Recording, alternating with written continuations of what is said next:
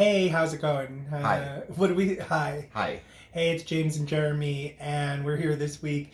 And To do stuff. yeah, we're doing stuff, but I had a whole episode planned, and then when I opened the product, it was dry. So I am rethinking the whole thing to the point that I literally pulled out clippers today and cut off my beard because it. He started losing his mind. Actually, I was secretly in the hallway trying to get voice recordings of you grumbling to yourself like a maniac, but I caught it at the very end, and then maybe I'll insert a little of that. Quarantine It was is good. getting It's to good be... life. Yeah, but that's how it works. So I thought what we would do today is, for me, one of the most difficult parts of any makeup application, one of the most important, and honestly the one that has the most information. So I don't know how I'm going to get through this. I think I'm going to have to do a 2-episode arc. I have all the faith in you that we're going to get through this in less than 20 minutes. All right. Or so, the editing's going to make it look like less than 20 minutes. No. We're going to speed things up a lot. So we're going to start with skin prep, and then we're going to go on to foundation, matching, and application. That sounds like fun. So I'm thinking 2 episodes. I think we're going to do it in one. All right, so let's start with skin prep. For me, skin preparation is the most important part of most makeup applications, and color matching and foundation application are crucial. I'm super nervous because I'm so wordy, and he told me that I talk too much. Yes, you do. So let's get going. What do we do? So you're gonna start by addressing my skin, and we when it comes to makeup, you have a rogue eyelash. Does that count as addressing? Oh, that's good luck. Skin? Give it up. Give it a little. I threw it away already. Oh, that's like a good luck.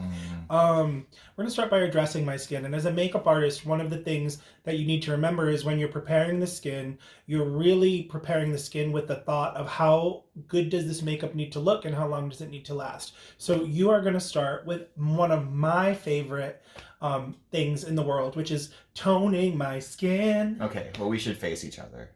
So Jeremy's going to start by toning my skin. Toning the skin brings the skin to a pH level where bacteria doesn't grow, prepares the face for moisturizer.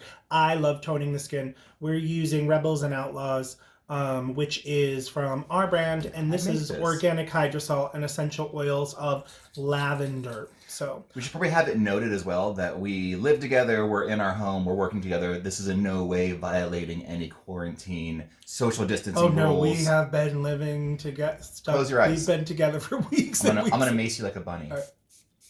I've seen you do this. It's like the sexy spray. Yeah. Okay, we got that. You're toning. I love lavender. It's keeping me calm really in the nice. chaos.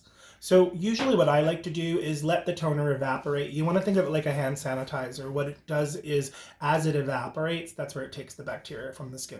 So the next thing that you can do is you can moisturize the skin. And in the old days, you would kind of just take one moisturizer and throw it on. What we're going to do is a little bit different, and you're going to start with some under eye moisturizer pads, because for me and these bags, you need something heavy duty. Rocking some Graft Lash then? Yeah. And just to remind everyone, we do not get paid for any of the product that we're talking about. We do feature a lot of our friends. We love Graft Lash. Love you, Graft Lash. We love you guys. So hold on, the thicker part goes on the outside, right? Figure it out. I'll do whatever I feel like. Yeah, I think I always put them on the wrong way because Jody, who runs Graft Lash, always yells at me. But I like the shape a little better. I mean, I could read the instructions, but who's got time for that? Yeah. I messed this package up. I'm just going to get there. This is why the video is going to take forever. You know what? These are hyaluronic acid and different vitamins and essential oils to... How close to your eye, like that? Yeah. Is that nice? Uh-huh. Does it feel nice? Ooh, that's nice. Ooh. Sometimes I keep these in the refrigerator for my clients, and then I bring them these little refrigerated bags from Alcone just so they get a really nice kind of cooling sensation. Look up. Right up under that eye, BB. Ooh, smooth, beautiful. Okay. My clients like this, and for the professional makeup artists that are watching, there's also a lip mask that comes from Graft Lash, and if my client is real chatty, sometimes I put that right on their mouth, which is great for like moisturizing lips. But wouldn't also it be nice to have one talking. of those right now? All right, what do we do next? So the next thing that you're going to do is start to assess the skin, and I used a few different products. I'm going to start you with a moisturizer. Okay. I like to use something that doesn't have a lot of shine through it, through the center of the face, because I don't like to have a lot of shine there. This might be where I use a mattifying primer or a mattifying moisturizer. Jeremy's using TwinMedix moisturizer, which, full transparency, I developed the formula with them to help skin look like skin, but so that there's not an excessive amount of shine for today's cameras. Because you can see, even on your phone, on this phone that we're recording on, how every bit of shine is. Don't give away our production secrets. Oh. What do I use? What kind of brush? You can use your fingers, or I use a duo fiber blush brush. Well, you don't have that in here. Oh. It's like a large oval shape. This. I feel like you set It's me a up. flat, dense brush that's shaped like an oval. How can it be flat and oval? Like this? I feel like you set me up to fail. That's nonsense. Makes sense to me. Okay. Let's get you. We're gonna do some there. Because that probably needs it. I'm gonna do some here. And like. So what I usually recommend is starting at the top or the area where you need the most amount of moisture and then just shearing it out. I like to use brushes to apply moisturizer because a lot of the jobs that I'm working on, we're not really allowed to touch the face. Ooh, beautiful. And you can already see how the moisturizer is kind of giving my skin a little more life. Okay. Usually I would have Jeremy do a lip scrub and a lip mask and a lip moisturizer as well, but because I talk too much, Ain't nobody got time for that. I don't have time for How that. long do these stay on These for? stay on until they're dry. I usually leave them on for about 5 to 10 minutes. My client, it just is also great if I'm prepping other areas of the face. Like now I might go in and do mascara or liner because I don't have to worry about any of that fallout. But I think these you can kind of take now just so we can move forward. Whoop. That comes off easy. Yeah, these are beautiful. The next thing that I'm going to do is have Jeremy use a facial oil. And I love facial oils. What they do is they balance off the oil production of the skin, but they're not going to interfere with the natural glow and shine. This one is from B3. It is one of my favorites that I use every day as well as in my kit. So I grabbed this one for Jeremy. This is a finger situation? No, with this, you're going to do about a pea-size amount on your sanitized metal palette, and then you can use the same brush to apply. I like to use product that has more shine, like a moisturizer or an oil, in the areas of the face where I want more shine. So what I would recommend here is start close to my nose and kind of deliver it out toward, out towards the edge. Ooh. Ooh. Well, you gotta. That's a. And you want to remember that area of the face is very sensitive, so that's probably where you want to work. The lightest. The lightest. Well, this brush picked up a lot of oil because it's such a firm, dense brush that it's full of oil now. It's true. The dense brushes do that, but you're going to appreciate that later when you use this brush for your foundation. This is a synthetic foundation. Oh, you never want to go against the grain of the skin. You just kind of want to work with the skin, but... And this skin had grains. Well, you know what I mean. You want to work... You never want to lift the hairs up, right? So when you are applying your moisturizer or foundation, you always want to pull down and not pull up because everybody has little small hairs on their face. And so if I was a woman, you wouldn't want to like pull I get that. All right. Cool. He just pointed to the time, so I'm going to...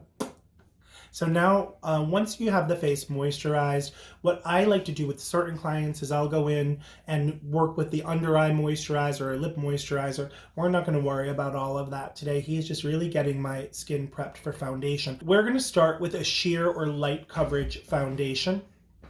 And with sheer or light coverage foundation, what we're looking at is between 15 to 18% pigmentation and coverage. When we're talking about light coverage, this is something that's designed to even out the skin tone. It doesn't really offer coverage for blemishes and maybe even some discolorations like broken capillaries. So with light coverage foundation, sometimes you'll need to go in with a concealer after. So I'm going to recommend that we use liquid foundation for this part because liquid foundation is really easy to sheer down for a light coverage. These are 2 liquids. I have 3 different liquids there for Jeremy to choose from. One that is a matte finish, one that is more like a skin-like finish that has some shine to it, and one that's more like a concealer fuller coverage liquid. I would probably say if you go with something that looks like skin to start, I'm going to give him the Charlotte Tilbury foundation here because it's going to give me a sheer coverage without a lot of work. Like which one? When you are talking about coverage, now he's trying to figure out what shade I'm going to use. The first thing you need to do is look to the undertone of the skin. We usually break down undertones into yellow golden tone or pink red tones.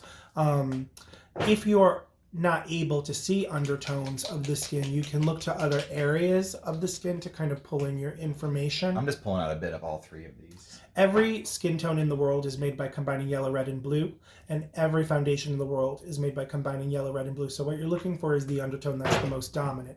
If you're not certain of the undertone of the skin, you can look to the veins. Veins are blue, so if someone has a yellow skin tone, they start to appear a little green. If someone has a pink or red skin tone, they may look more violet. I probably have too much makeup on my palette. Oh yeah, that's gonna last you forever. I can barely tell the difference in these three colors. Oh, show the camera. They're very different. Ooh, they all look the same to me. So one of them is much more yellow and the other one is much more peach. These two are the same. No. Would you say that I have more of a yellow golden skin tone? Obviously yellow golden with this lovely Mediterranean background. And would you say that I'm towards the lighter side of foundation or towards the darker side of foundation, or right in the middle? You look just like Bethany Towns, so it's hard to tell. Inside joke. Yeah. Jinx. Well, I mean, let's do this one. I want to do this because this is the first one I touched. I got Usually when I'm matching foundation, I like to match along the jawline, but because I have a beard, I'm going to recommend that Jeremy matches towards the center of the skin. So if we did, this is I'm nervous about this. Should we start on your nose? Does that look like? Does that look like that makes sense? When you're working with foundation, once you get your foundation match, you can kind of blend it up. For me, I started very different in the industry. I didn't really think about matching foundations. What I like to do is find the undertone and sculpt the face. So I give Jeremy 3 shades so he can kind of play with that. But I would say you're heading in the right direction. Ooh. Now, to keep it sheer, you can apply with a brush, you can apply with your fingers, or you can apply with a sponge. You look natural. You look good. I'm excited to see what happens next. So that was the most peachy one? Oh, yeah? I mean, I think so. So what does this do? So a lighter color is going to open something up, make it look larger. Darker color is going to recess something or make it look smaller. For me, if I would use something peachy, I would use it in the under eye area just to cut some of that blue discoloration. And then I would use the more golden tones at the higher points of my face to give a little structure. So I think this is the more peachy one. This is... So with the I'm going to borrow color, some from here. Because you're not using a color corrector, you could use that in the under eye area on a smaller brush like you would with concealer. I don't know what any of that means. So hold on. So if you're color correcting, you would color correct before foundation. Concealer you want to do after foundation. I'm just going to You're just painting me up. I'm just going to paint you up and then blend it out and see. See, now, I've seen how the late master Kevin Aquan would contour in his books, because I've been around for a while. But you don't have a hairline. Like, would we still do, like... You'd blend it up. We're just going for it. We're going to do that. We're gonna now Jeremy's using a synthetic oval foundation brush from my Kitco, so it is depositing a lot of color. If you wanted to shear it out, because this is a light coverage, I'm gonna put like a little light thing there that we're going for. Oh, now I look like I'm a YouTube guru. You got to start blending. You can't keep. Can I? It's just gonna keep moving around forever. I know. I like it. Adding product. I'm into it though. Like that there. Oh my god. I'm gonna do that little penis nose thing people do. Don't do the penis nose thing. It's the penis nose thing. Oh no. Oh no. What do I blend with? So you could blend with a brush. I like to use like a duo fiber blush brush, or you have some sponges there that are great for blending. I've never used a makeup sponge in my life. I tend to like to use sponges for erasing or removing product. Since we've got a lot of product on here. Alcone. We're using the Alcone non-latex sponges. These are great for blending and buffing. What I'm going to recommend is that you saturate that sponge with a little bit of your toner first. All right. I've seen that before. How much? Like how saturated? Just until it's like... It feels damp. Yeah. Feels moist. And then remember, when you're blending foundation, you always want to move in downward. So I got to start here. Like, do you wipe or do you pat? You can pat or you can wipe depending how much coverage you need, but your goal is to kind of even out the skin tone. With light coverage, which is what we're doing now, you're really just evening out the tone. So don't work too heavy or you're going to start pulling the product off. I thought that's why we get the sponge wet, to not do that. I cannot tell what's going on at all. There, thank you. Since I am creating your lovely hairline. Is my tone starting to even out a little? I don't know. Oh no, did some of this dry? What is happening? What? I still don't. How do you get in here? You can use a little brush or you could use a different blending sponge. I feel like I waited too long. If it's starting to get a little dry, you can go back to your moisturizer, which you probably have a little still on your palette. Should it be on your nostrils? It should be. It should make everything look even. See, you say these words like as if I'm gonna know what they mean. It should look like I have one layer of stuff on your face. Even tone. Here, turn to me a little bit so I can get this side.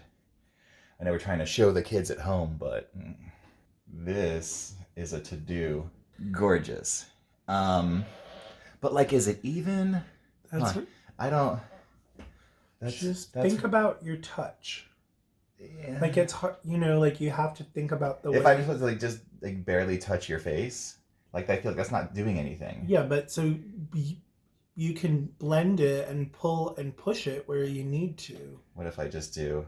That's going to absorb the excess, which is probably what you need to do. Then look this way. Yeah, this side looks like you got a lot of stuff on your face. Yeah. Okay, I think I feel I wouldn't charge money for this look. Thank you. So what I'm going to say is we're going to keep this pretty much to a light coverage. This might be getting more towards a medium coverage. Liquid foundations traditionally are only designed to even out the skin tone and give that light coverage, and then you've got to follow it with a concealer, which is the next step that we're going to do. I am going to say, just because you're probably finding it distracting, if you want to sweep a little bit of that foundation across my eyelids, because there's, I have a lot of discoloration on my eyelids. Oh yeah, it does look way different. It might make things easier for you to not be so distracted. The number one problem I was having... You could just use that sponge. You could just use the sponge. I think that sponge... Oh, no. It was really dry. Oh. But my number one problem with working on your gorgeous face was the distraction of your eyelids. Just a little. How's my touch? Should I get it in your brow? No, just on the lid where there's discoloration. I wasn't done yet. Stop opening your eyes. That's a little better. I think you're doing a pretty good job. So the next thing you're going to do is choose your concealer.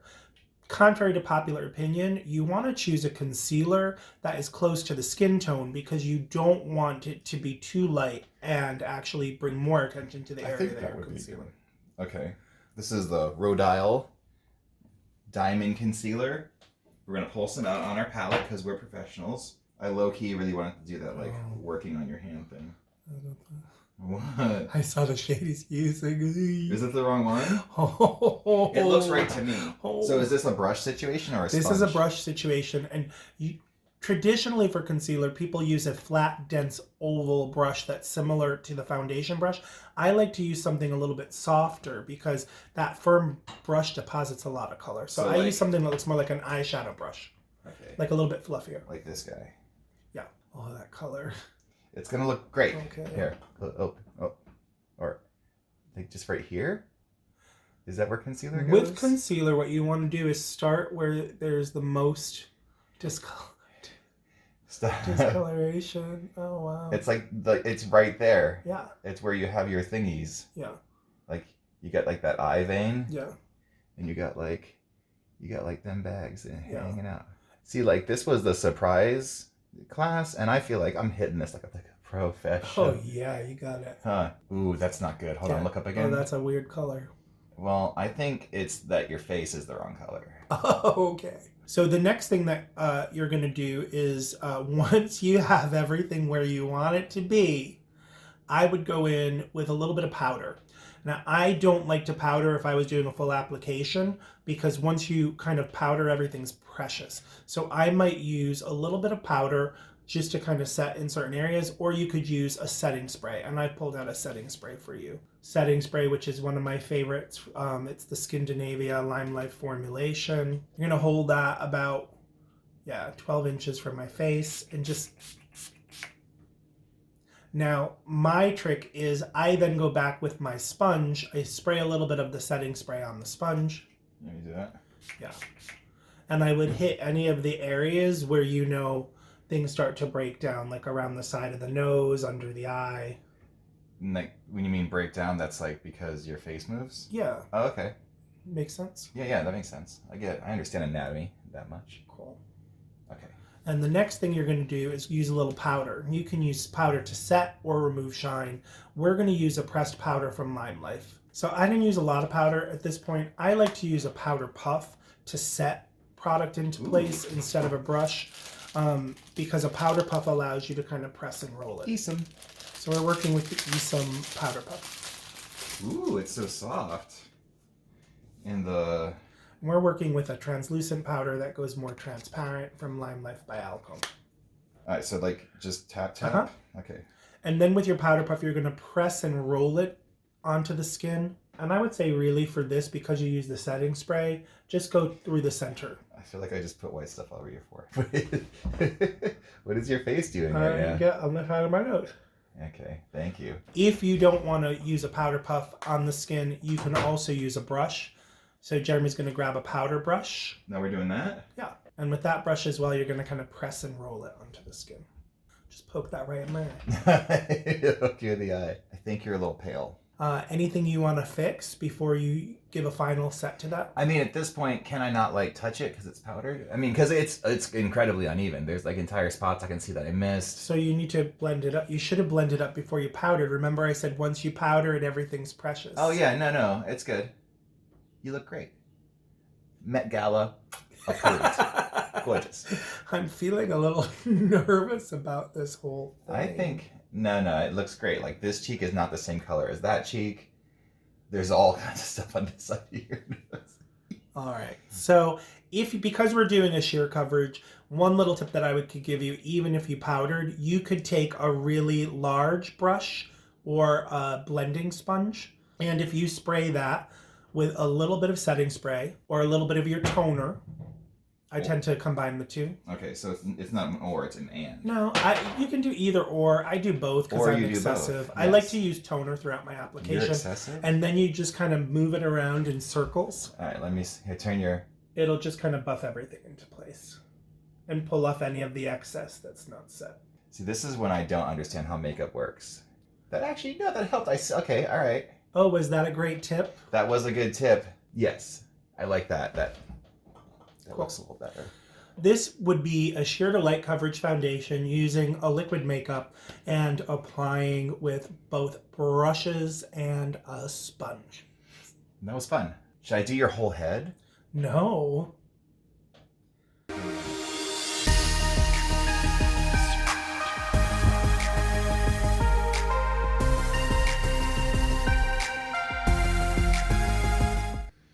Well, that was fun. Thanks. Liquid foundation tends to be the most popular. Sheer and light coverage is important to know, and actually much more difficult than full coverage, because with full coverage, you're just kind of taking one color that matches and painting it all over. We're going to get into full coverage and color correction and all those things in another video. We love you guys so much. Thanks for doing stuff. Thanks for watching us do stuff. Watching us do stuff. Bye. Bye, guys.